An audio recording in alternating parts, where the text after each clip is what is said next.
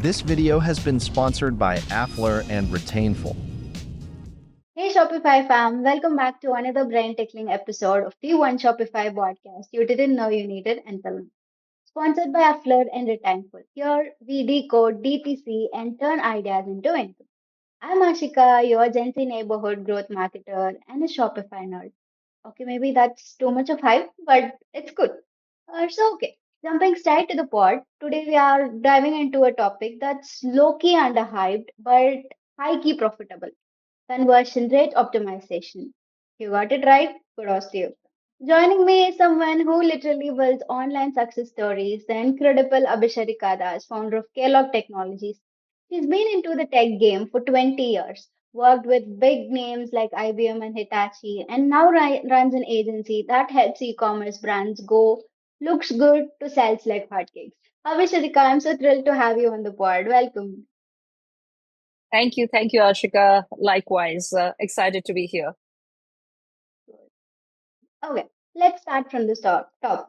You have had such a fascinating journey from corporate tech to finding a boutique agency. What pulled you towards building Kellogg Technologies? Yeah, so that's interesting. Let me throw some light on that. So I started my professional career in IBM. So Mm-hmm. first it was in Bangalore, and within a few months of joining, I got an opportunity to Mm-hmm. go to US to work on an internal assignment in Mm-hmm. Research Triangle Park, North Carolina. And I Cool. spent about 4.5 years there.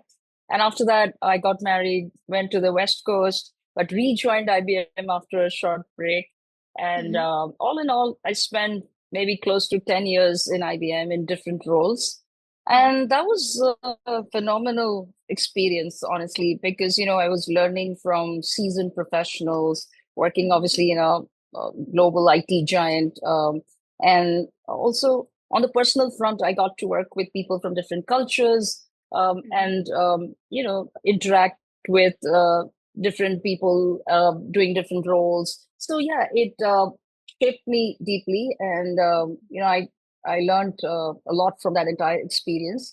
Mm-hmm. But what happened was when I came back to India, I took a short career break and Okay. started to think what I wanted to do next. Yeah, Mm-hmm. and that's when the seeds for Kellogg was sown, so to say. I always wanted to build something, Ashika. Like I had that entrepreneurial streak, but I was looking for a good opportunity. Now, Mm-hmm. around that time, the open source technologies like PHP and all that were gaining traction globally. So I Mm-hmm. figured, it would be a good thing to get into because it was still at a very nascent stage in India. And Mm-hmm. I thought maybe we would have an early movers advantage. So honestly, that's what led to the genesis of Kellogg in 2007. Cool. That's a quite interesting story. Love that, especially you blended the enterprise level tech shops with all those things. Okay, now let's talk CRO. Most store owners know they should optimize for conversion, but they treat it like a side dish, not the main course. Why is CRO so powerful when done right? Sure. So, Ashika, you're absolutely right. Most merchants, kind of treat CRO like a side dish when it's actually the entree, right? Because Mm-hmm. you have all these brands spending, you know, thousands of dollars on digital marketing, influencer marketing, maybe even TV ads, media ads, all sorts of things, right? Mm-hmm. And you're directing all this traffic to your website. But if it's leaking conversions, imagine Mm-hmm. what's that doing, right? Mm-hmm. It's a huge waste of your, hard-earned dollars, right? And Mm-hmm. so it's important to understand that Mm-hmm. this is non-negotiable. CRO has to Mm-hmm. be done right. And if you find the bottlenecks and Mm-hmm. you kind of uh, plug those holes, what you're going to do is you will boost trust. You will, Mm-hmm. seamlessly guide the users to checkout. And Mm-hmm. obviously that in turn will improve your conversions, right? So Mm-hmm. honestly, I think everyone should start looking at CRO seriously. Mm-hmm. Yes, I got it. And exactly. Like we don't need more traffic. We need better performance from the traffic, which we already have, if I'm Absolutely. not wrong. Sure, So sure. You're let's right. So I feel like a lot of freelancers of devs undercharge for CR because they don't know how to position it. What's your advice for pricing and pitching CRO as a high value work? What would your advice be? Great question, Ashika. I know agencies grapple with this a lot. So my Mm-hmm, advice to them is don't pitch the time or the activity, pitch mm-hmm, outcomes. What mm-hmm, are you going to do for them? Like, mm-hmm, increase the AOV, lifetime value from a client, the conversions, obviously, AOV, all of that, right? And then obviously show prior work like case studies of how you have done this, right? And focus always on the ROI, not just on mm-hmm, the aesthetics, because that's when they mm-hmm, know that you know your craft. And then finally, the most important point is educate the client, like show them the value of CRO and what they're losing by not mm-hmm, doing CRO. I mean, that is important. Like once they understand the opportunity cost involved, I'm sure mm-hmm. it'll be an easy sell.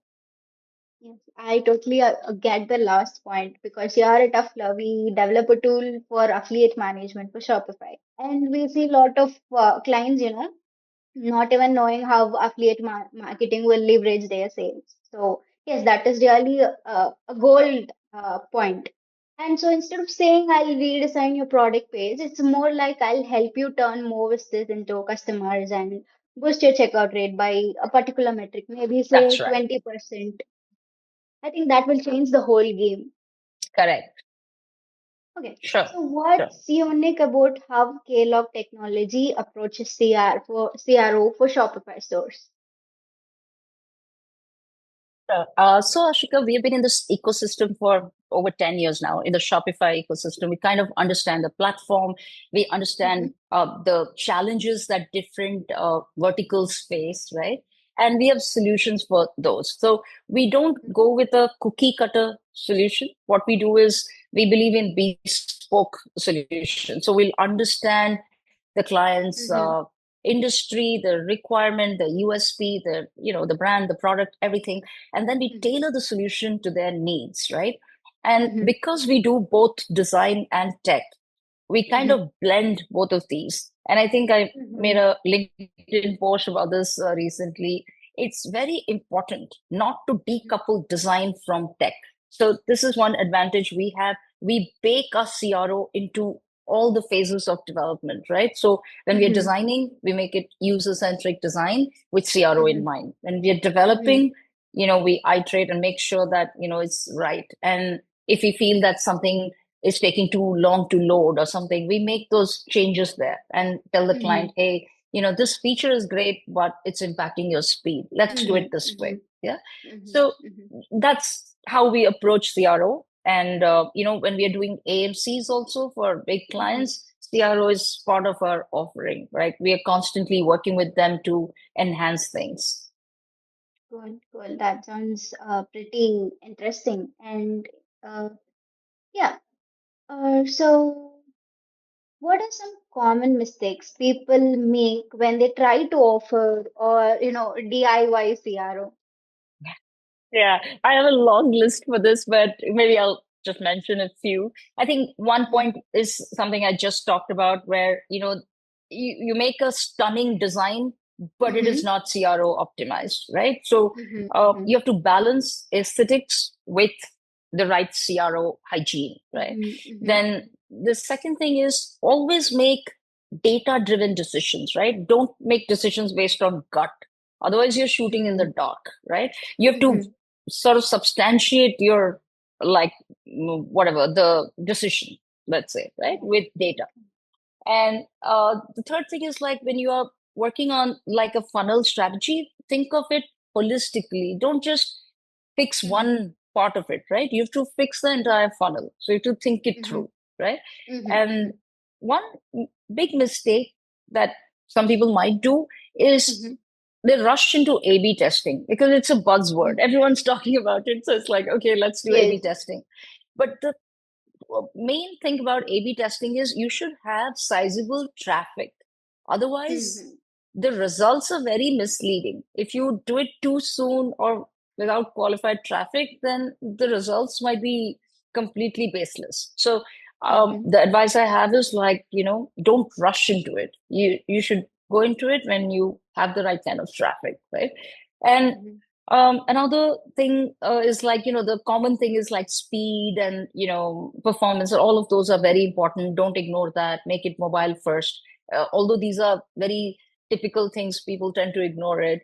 And Mm-hmm. the last and the most important point I want to bring up here, Ashika, is CRO is not a one-off thing. Don't treat it like Okay. that. Yeah. It is an ongoing exercise. So you can't Mm-hmm. just tweak it, make it work, and then forget about it. You have to Mm-hmm. constantly revisit it, right? Because the tech landscape is changing. The way users interact with your site is changing, right? So you have to be on your toes, and you have to treat it as an ongoing exercise. Okay. Getting a subscription for gym for the first day and going for the one day and telling I'm so fit. Yeah.